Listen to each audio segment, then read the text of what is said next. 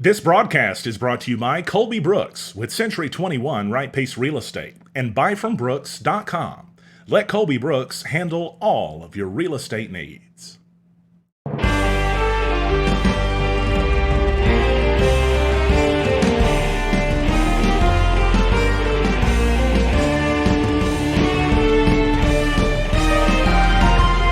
Now, Stan Morris reporting. Thanks for joining us on NEA Report, April the 3rd, 2020. It's a Friday, and it's the end of another long week, a very long news week in Jonesboro, and it's been several weeks, actually, since we've started tracking the coronavirus growing in all of America, and all of the world for that matter, and in Northeast Arkansas, too, where we're going to be talking about additional cases today. Up to 704 as of report right now. The latest information from Arkansas saying that the number of cases has grown to 704, 12 deaths with 60 recovered in Arkansas. Initially, those were from the governor's press conference, but they've been added to the map within the last few minutes here. The United States right now is at 258,214, and globally at over 1 million cases. And in a moment, we'll be showing you actually the map, the Johns Hopkins University map for the first time here on the broadcast, so you can see where we're looking at to get some of these numbers.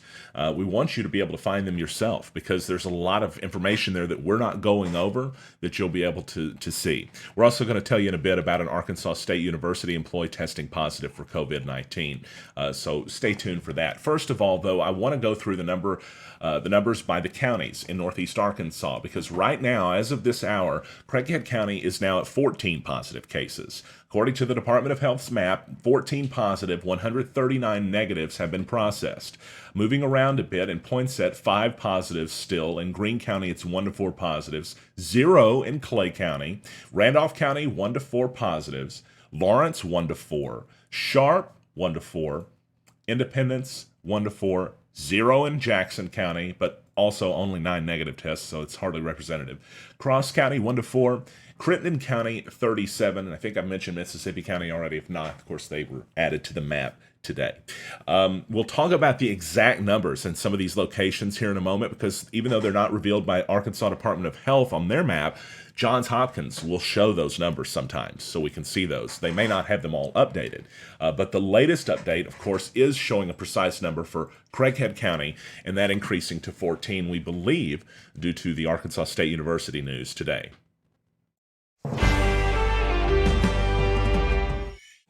We learned today the first confirmed case of COVID-19 in the Arkansas State University community, with an employee testing positive, testing actually on Thursday positive for the coronavirus.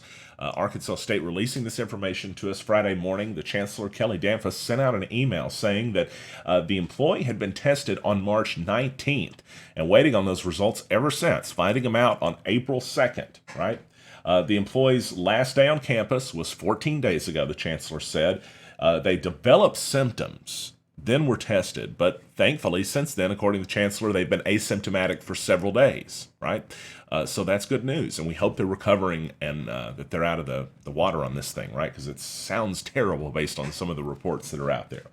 But we also learned in this article, this letter from the Chancellor, that a student who lives on campus informed University Housing they had been tested on Thursday for COVID-19.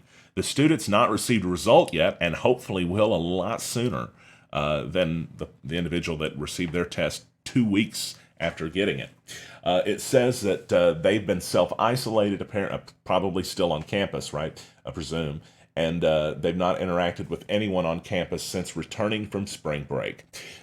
Also, the Emergency Operations Center has been activated at Arkansas State. You can email EOC at astate.edu if you have questions or concerns about COVID-19 or another emergency concern. A-State Chancellor also urging those who are housing residents to remember that today's the deadline to check out from campus, and reminding if this news makes you want to check out last minute that it's okay. Not to feel bad about that at all, he said. He's a very nice dude. It says refer to the email that he sent out on university housing. And, of course, all of that stuff is linked up at neareport.com. If you want to find the links or the letter he sent out or any other resources for this, go there. So tonight I wanted to take a moment to show you exactly the map that we're looking at every day because it's very resourceful. And there's a few reasons we want to talk about it here. It's Johns Hopkins University. It's their Coronavirus Resource Center. And so this map has more accurate numbers at times than the Arkansas Department of Health's website. You can see pretty quickly at a glance, we're over 1 million cases right now. This is probably going to have been updated if you're not watching live with us. And so just take that into account, but you can visit the website. Just Google coronavirus Johns Hopkins map. You'll find it. So 266,671 confirmed cases in the United States. 119,000 in Italy, 117 in Spain, 90,000 in Germany, 82,500 in China, where according to today, a New York Times article says China is suppressing the burial of loved ones that have died during this period, probably from COVID-19. In other words, if somebody dies and you're burying them, you're going to have government agents standing at the funeral to make sure you hurry up and get out of there and you're quiet about it. You don't make a big fuss. And the idea behind that, well, speculation here, but it could be to try to keep people from revealing how many truly are dying over there. So whenever you see the country of origin, which has 1.8 billion people, and you only see 82,500 on the number of the map, and the United States is at 266, just remember the United States is probably telling the truth, at least a lot more of the truth, perhaps than the communist country of China, which has already suppressed information about this so far. But I don't want it to sound like I'm just bashing that country, because it's not the fault of their citizens or people related to people there. It's not their fault. Unfortunately, governments sometimes don't make the best decisions, and the press helps, sometimes at least, to get that out, to flesh that out, and to get the truth out. And so that's what we're trying to do here, but we're going to focus on our part of the world right now, where in the United States, as you look at the map I'm zooming in on, the cases are, of course, widespread. We're going to zoom in to Arkansas, but before we get there, do you see New York? That is, if you actually go over to the admin 1 section, it's just another case. A positive cases basically by state or province. New York is over 100,000. That's just an extraordinary number. That's the most in the world of any province, at least officially, right? We believe China could possibly surpass that. But we'll zoom in to Northeast Arkansas because that's why most of us are here. And if you want to find more about where you're at, like we said, just go to the website that we're on. That's why we're showing it to you tonight.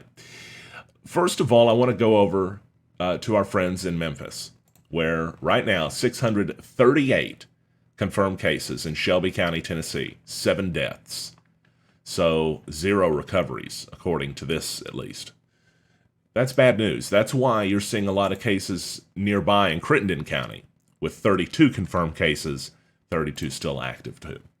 In Jonesboro, it says 13 on the website. They take probably a few hours after the states update the numbers to update theirs. So we believe that's going to be updated to 14, but they are at 13 right now. They give a more precise number for a lot of the counties where there's a range. For example, in Greene County, there's still 1 confirmed case. In Randolph County, there's still 1 confirmed case. In Lawrence County, there's still 1 confirmed case as well.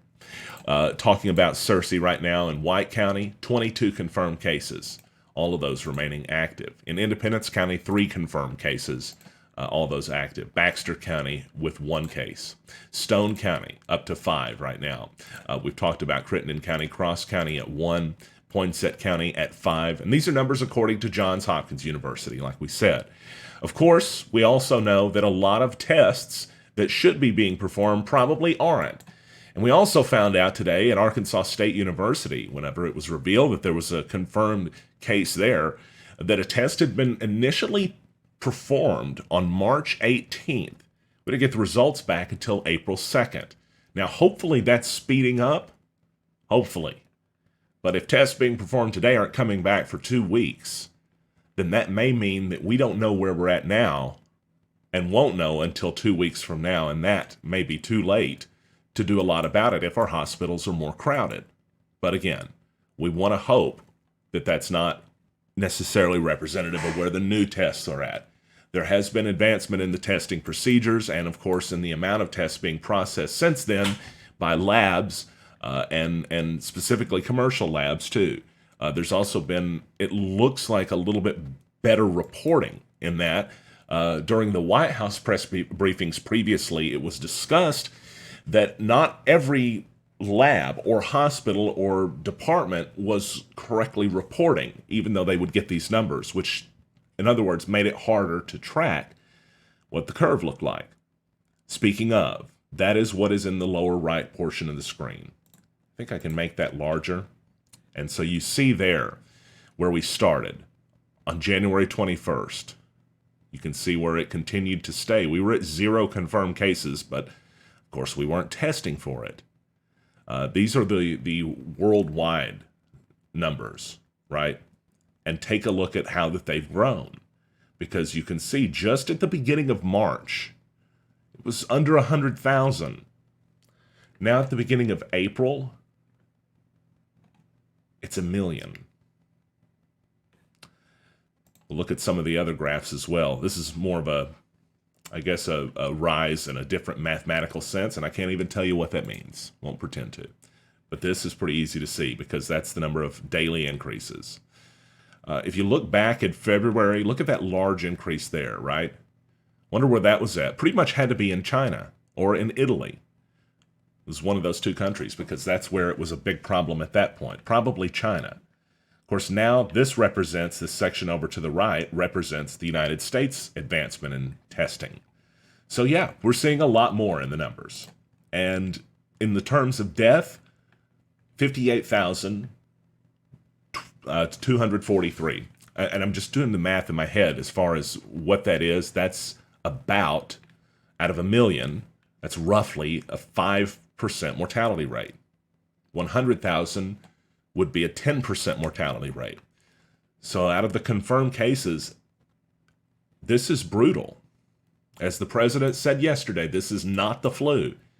Agree with him or not, I know a lot of the skeptics that have been out there seem to not pay attention to him on that.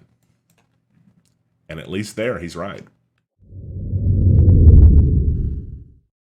In the midst of everything else happening in the news in the past week in Jonesboro, a fatal shooting took place Thursday night, taking the life of a man who was known by many and loved by many. Received several messages from people telling me how hurt that they were to find out that they had lost a loved one, a friend, in some cases, and his name has not yet been released, at least as of this moment, by Jonesboro Police Department, so we're not going to mention it yet. There's going to be a lot of information we think is going to come out about this, but we will tell you right now what we can say from JPD, at least definitively, is that officers responded to a shots heard call around 10:52 p.m. at the corner of Brazos and Parkwood. They arrived on the scene to discover a male victim with a gunshot wound. He was transported by EMS to a local hospital, later passed away from his injuries. Criminal Investigation Division immediately responding to the scene before he passed away, I believe, actually. And a suspect was arrested, taken to Craighead County Detention Center. Name not yet released by police on the suspect. We know that we got the horrible news that the victim had passed away early Friday morning.